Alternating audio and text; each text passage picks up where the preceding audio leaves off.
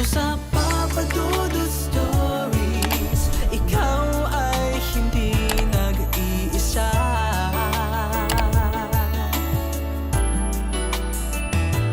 Dito sa Papa Dudut Stories, may nagmamahal sa'yo. Papa Dudut Stories, Papa Dudut Stories. Dear Papa Dudut, sa lahat po ng mga nakatutok ngayon, huwag pong kalimutan mag-like, mag-share at mag-subscribe. Maraming salamat po sa inyong lahat.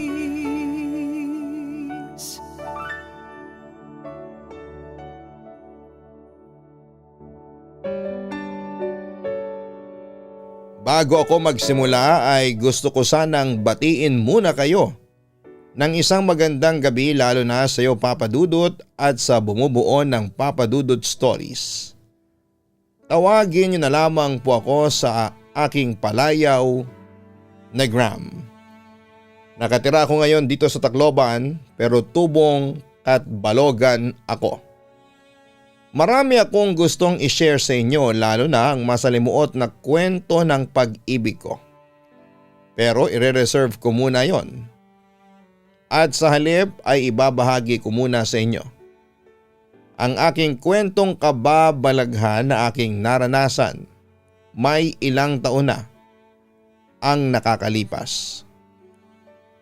Papa Dudut, bata pa lamang ako ay hindi na iba sa akin ang kababalaghan dahil nakakakita ako ng mga nilalang na hindi kayang maarok ng 5 senses ng normal na tao.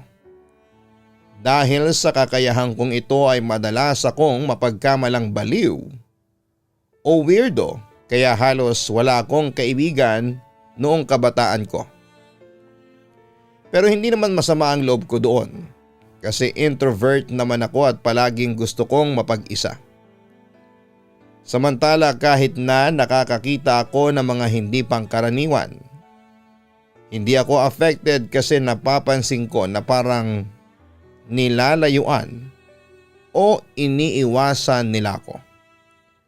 As in, kapag nakakakita ako ng multo, imbis na ako ang matakot ay sila pa ang natatakot sa akin. Siyempre ipinagtataka ko yon, Papa Dudut. Kaya humingi ako ng tulong noon sa kakilalang albularyo at ikinuwento ko ang mga nangyayari sa akin. Sabi ng albularyo sa akin ay meron daw talagang mga taong nilalayuan ng mga multo. Kumbaga raw sa science, lumalapit daw ang multo sa isang tao kung magkaiba ang energy na nilalabas ng bawat isa. Kunwari, ang isang tao ay nagre-release ng positive energy. Lalapitan siya ng mga multo na negative energy ang inilalabas. Pero sa kaso ko raw, ay negative energy daw ang nilalabas ko.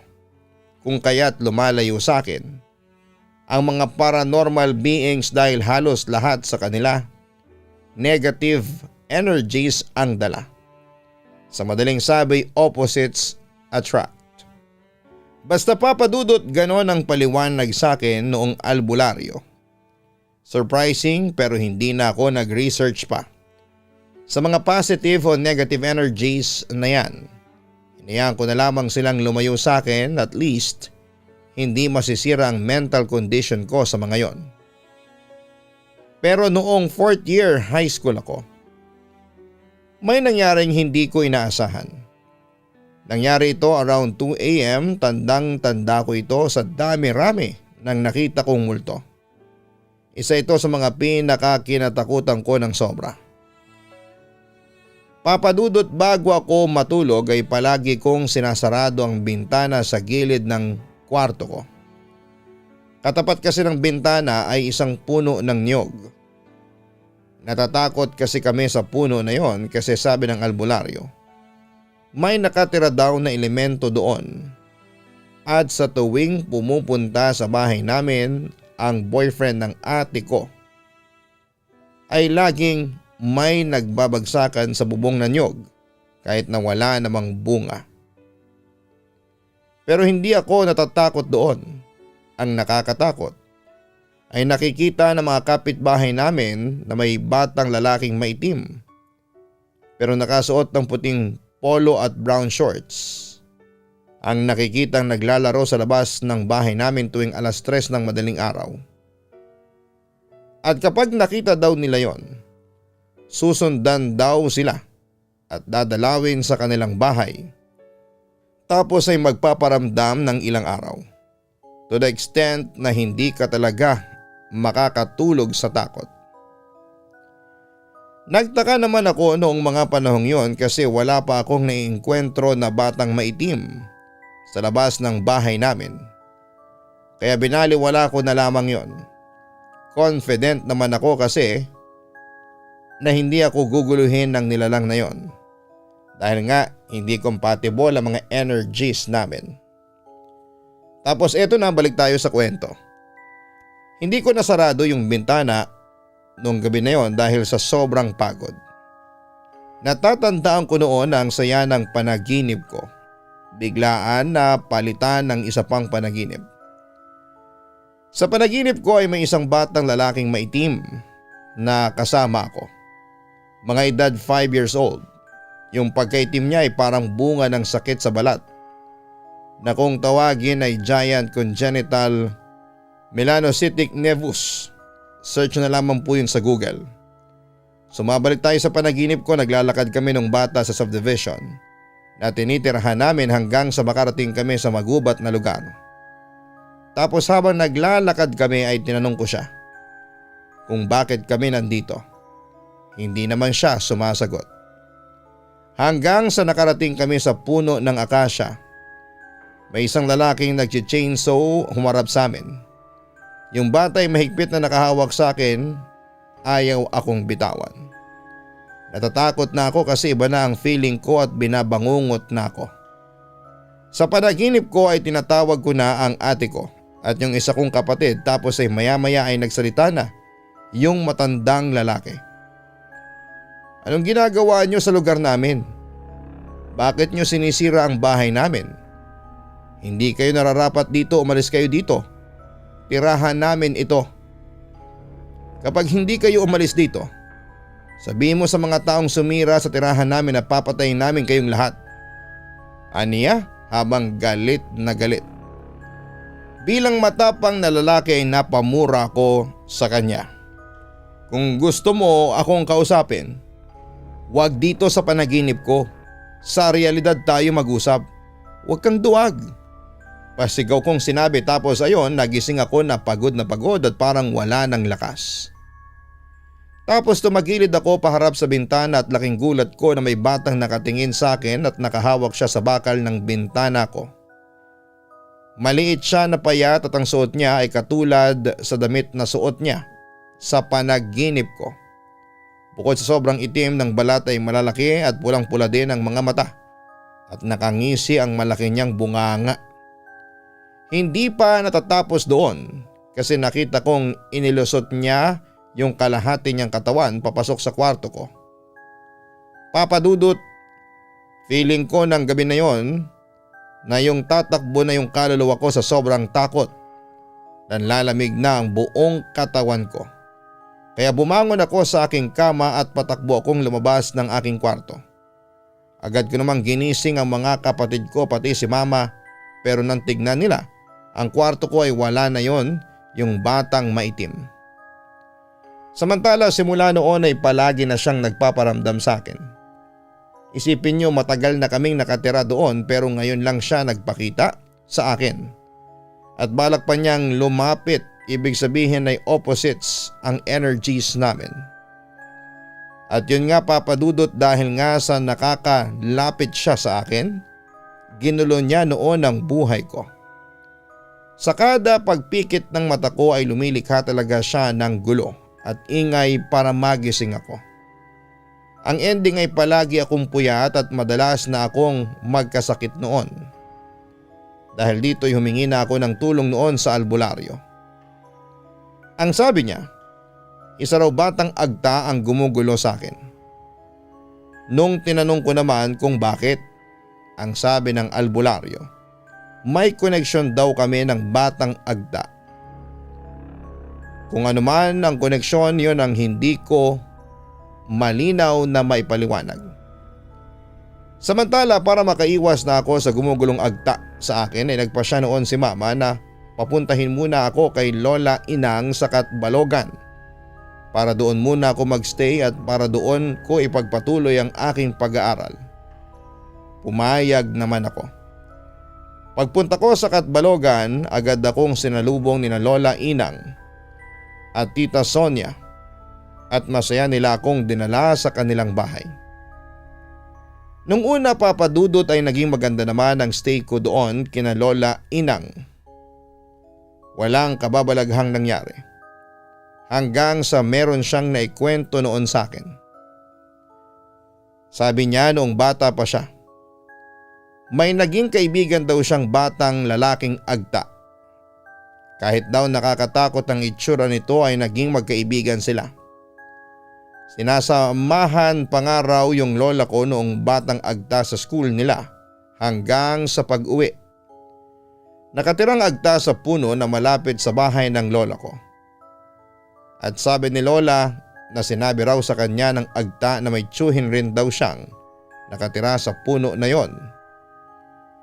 Isang araw, inibitahan daw ng agta yung lola ko sa bahay nila. At sabi ng lola ko ay malaki raw yung bahay ng agta nang makita niya ito. Para daw itong palasyo. At saka meron din daw maraming nakahandang pagkain. Ipinakilala ng agta ang lola ko sa tiyuhin nito. Sabi ni Lola ay binigyan raw siya ng tiyuhin ng kaibigan niya ng pagkain. Masasarap daw yung mga pagkain doon, sabi ni Lola. Pero binulungan siya ng kaibigan niyang agta na huwag daw kainin ang ibinigay sa kanya dahil hindi na raw siya makakalabas at hindi na raw siya makakauwi sa bahay ng lola ko. Kaya natakot ang lola ko at tinanggihan ang ibinigay na pagkain ng tiyuhin ng agta. Kinabukasan, sabi ng agta ay magkita sila sa araw na yon sa 12:00 ng gabi dahil may importante daw sasabihin ng agta sa kanya. And by the way, alam na pala ng mga magulang ng lola ko na nakipagkaibigan ng lola ko sa agta. Pinagbawalan nila ang lola ko na makipagkita sa agta pero matigas ang ulo ng lola ko. Hindi siya nakikinig. Hindi natulog si Lola, nagantay siyang sumapit ang hating gabi. Nang sumapit ng 12:00 ay may kumatok daw sa pintuan ng bahay nila. At alam ng mga magulang ng lola ko na ang kumatok ay ang kaibigan na agta ni Lola. Kaya pinagbawalan si Lola na lumabas dahil hating gabi na. Nagpumilit si Lola pero hindi talaga siya pinayagan.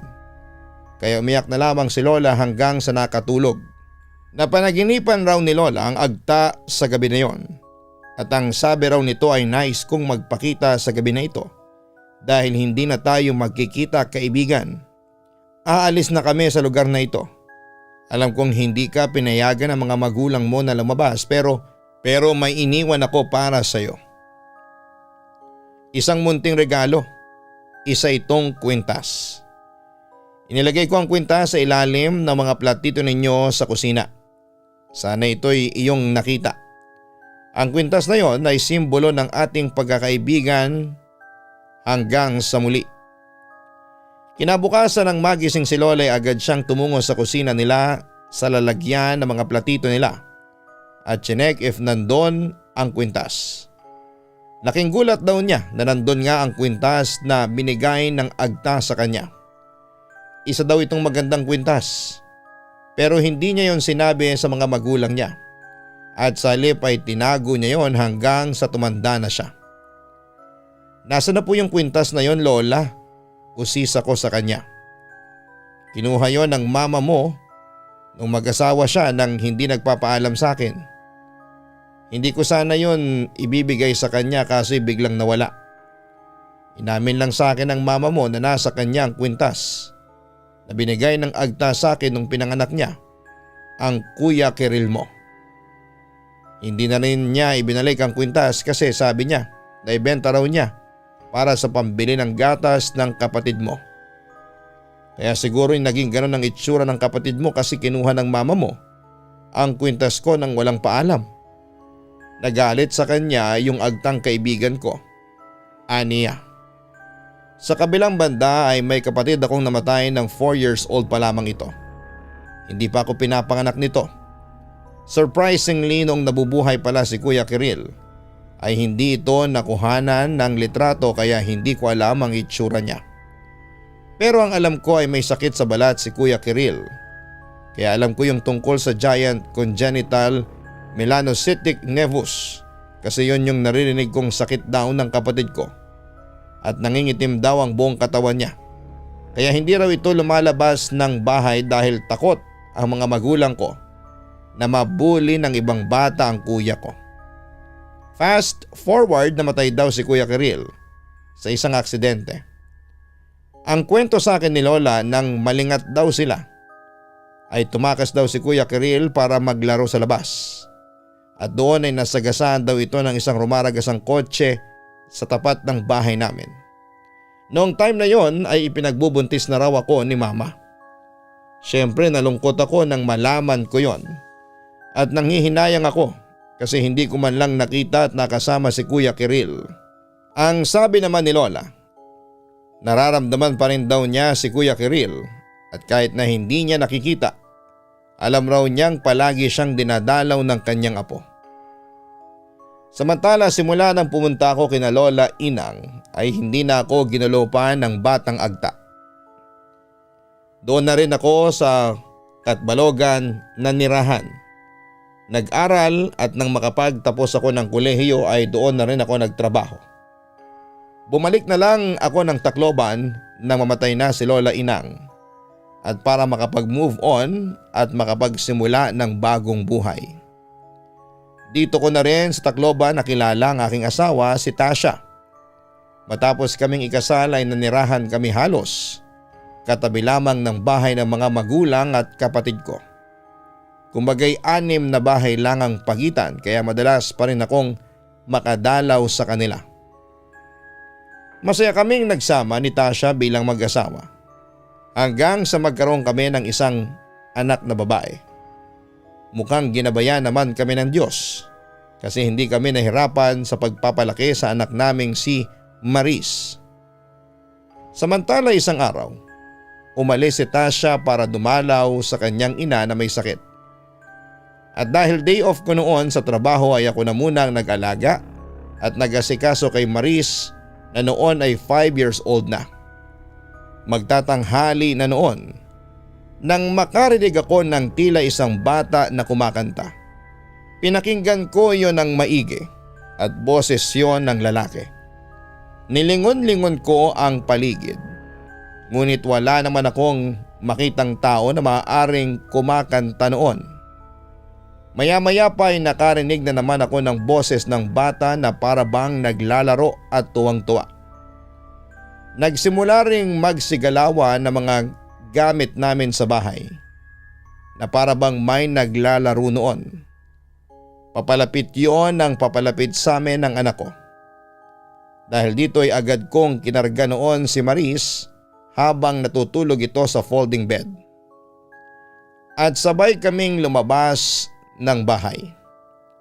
May third eye ako pero hindi ko nakita kung sino o anong nilalang ang biglang gumambala sa amin. Narinig ko lang siya. Nang tumawag naman si Tasha para kumustahin kami ni Maris, ay agad ko yung ikinuwento ang naranasan ko.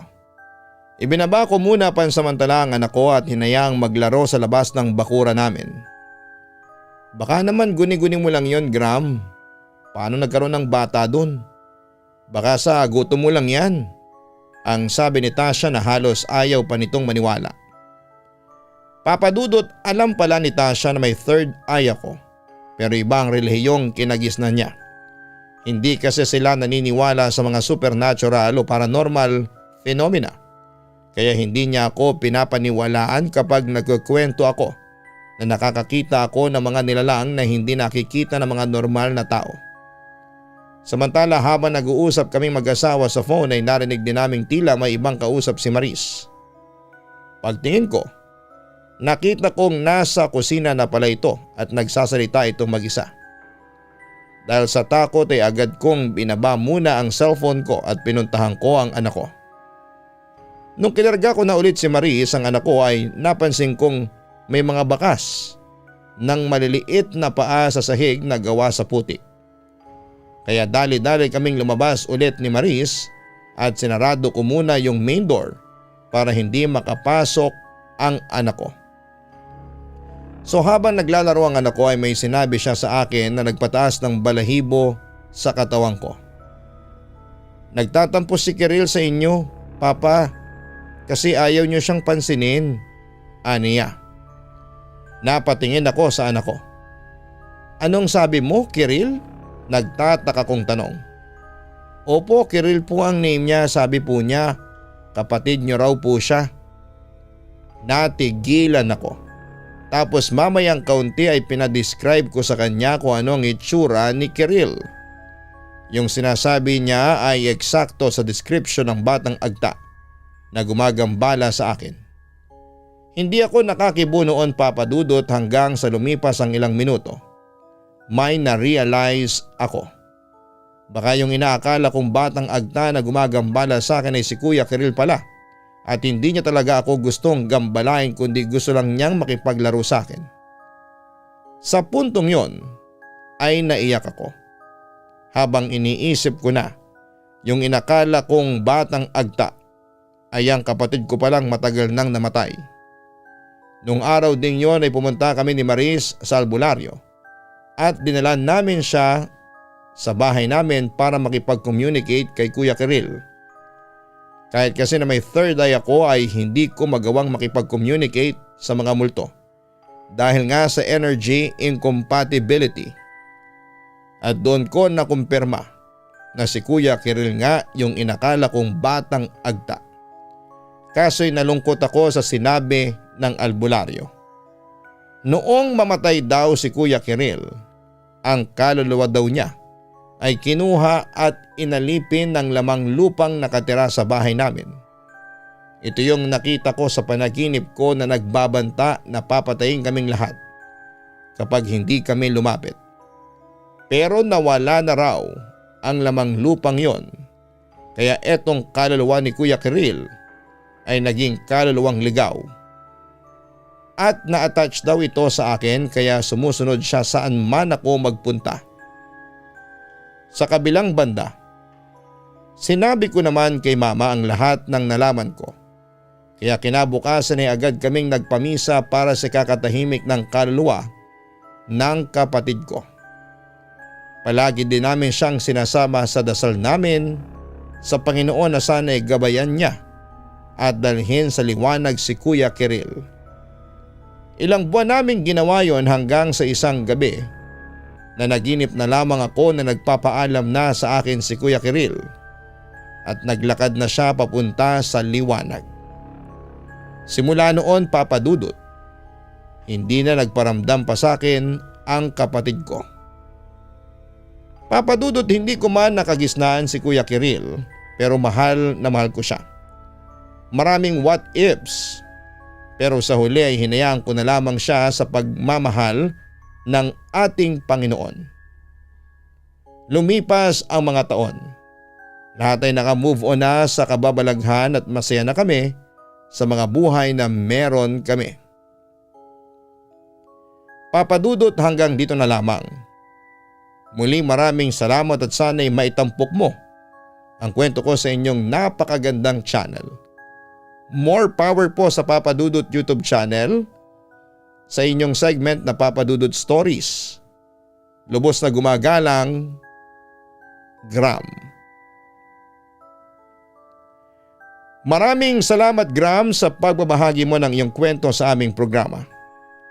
Masaya kaming marinig na sa wakas ay natahimik na rin ang kaluluwa ng iyong yumaong kapatid na si Kiril.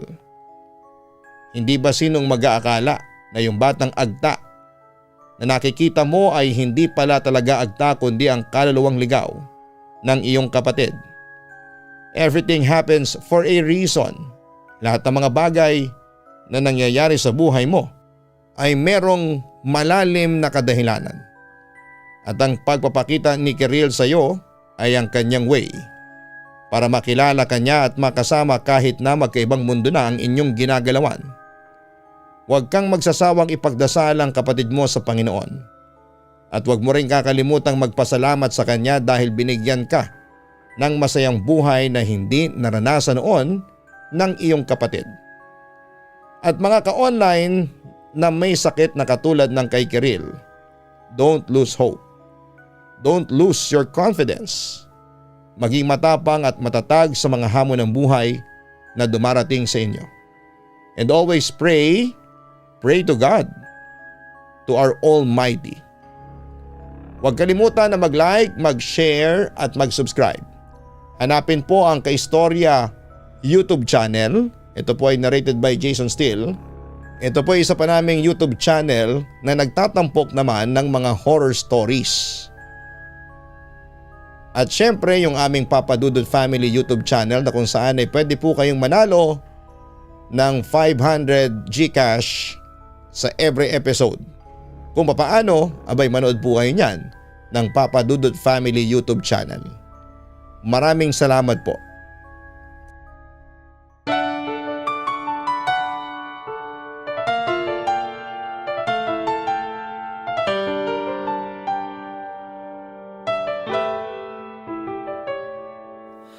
Ang buhay ay mahiwaga, laging may lungkot at saya. Sa Papa Dudut Stories, laging may karamay ka.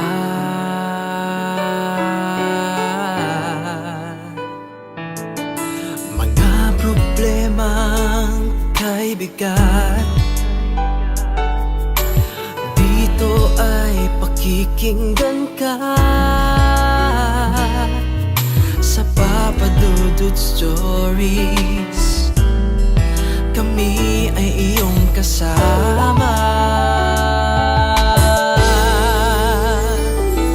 Dito sa Papa Dudut Stories, ikaw ay hindi nag-iisa.